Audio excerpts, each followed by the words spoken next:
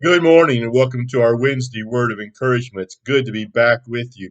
This morning, I want to begin a series of lessons from the book of Haggai. You may wonder, where's that at? Well, it's actually almost the last book of the Old Testament. In fact, if you went to the Gospel of Matthew and went back three books, Malachi, Zechariah, you'll find Haggai.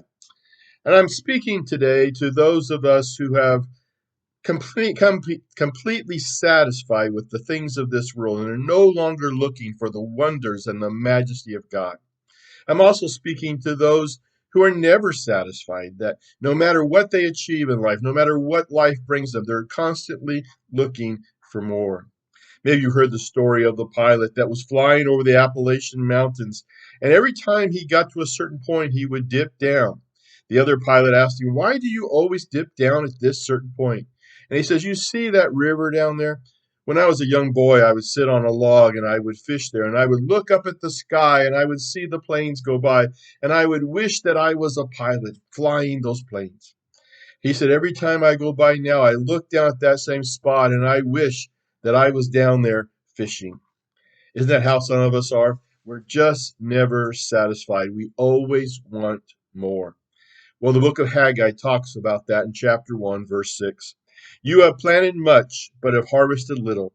You eat, but you have not become full. You drink, but you're still thirsty. You put on clothes, but you're not warm enough. You earn money, but then you lose it all as if you put it in a purse full of holes.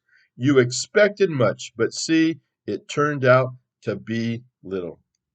That's a pretty graphic picture of never being satisfied. We're never satisfied with the things that God gives us. We're always looking for more. My question to you this morning is, how satisfied are you with life? In order to be satisfied, the first thing we've got to do is to look at our priorities. What is it that is most important to me? Today, we're going to talk about those priorities. What have I chosen to be the things that I go after, the things that I seek? What am I satisfied with? What does it take? And have I become satisfied with the things of this world, and I'm no longer seeing the beauty and the majesty and the wonders of God and all the things He gives us? A brief history of the book of Haggai. Haggai's writing to the Israelites who have been in exile and have now been brought back. And they're trying to rebuild the temple, and they have had one problem after another. You see, in 538 BC, King Cyrus of Persia issued a decree allowing the Jewish exiles to return to their homeland. King Cyrus further decreed that the Jews could rebuild the city of Jerusalem, including their place of worship. Well, the countries around the Israelites got really upset about that, the Samaritans and others, and they began to attack the Israelites because they did not want them to become the prominent nation again in that area. Well, Haggai contains several messages to the Israelites as they're dealing with those issues, and we'll be looking at those. It can also be found in Ezra chapters 4 through 6. But Haggai tells us in chapter 1, verse 2, "This is what the Lord Almighty says.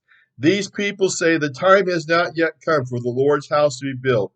Then the word of the Lord came to the prophet Haggai. It is the time for you yourselves to be living in your paneled houses. Why does this house remain in ruin?"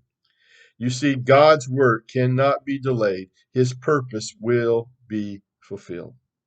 You can become comfortable in this world and you may delay the plan of God for your life, but God still has a purpose for your life and He wants you to fulfill it. He has a potential that He wants you to achieve.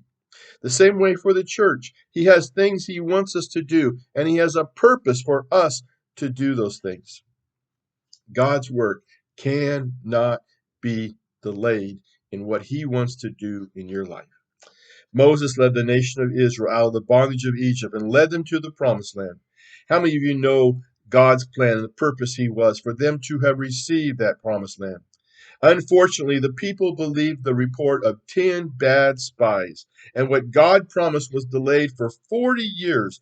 The people would not listen to Caleb and Joshua when they said that God would surely give them what He had promised. Instead of receiving the promised land, God's work was delayed. God told the people, "Turn back towards the desert." Folks, I can tell you this. I don't want to wait around for God's purpose to be fulfilled in me and in the church. God wants me to realize the blessings and the things He wants to do with my life. I wonder how many of our senior Christians have a spirit like Caleb, who even at the age of 85 said, I'm as strong today as I was when I was young. Now give me that mountain. See Joshua chapter 14. How many of you are willing to say, I'm not going to wait around any longer? Let's not delay the work of God. Let's not dwell on the past. The past. Today is the day. Let's move forward. Let's be God's people. God has a plan for us.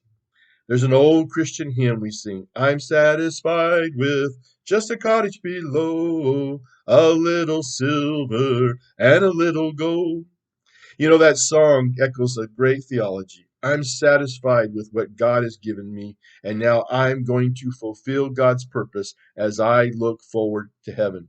We'll be looking at some other songs in the weeks to come. Thank you for joining us. We hope you'll join us this Sunday. It is our celebration of our graduates, and we hope that you'll be here for that and the way that we celebrate them. Bible class at 9 o'clock. We hope to see you on Sunday.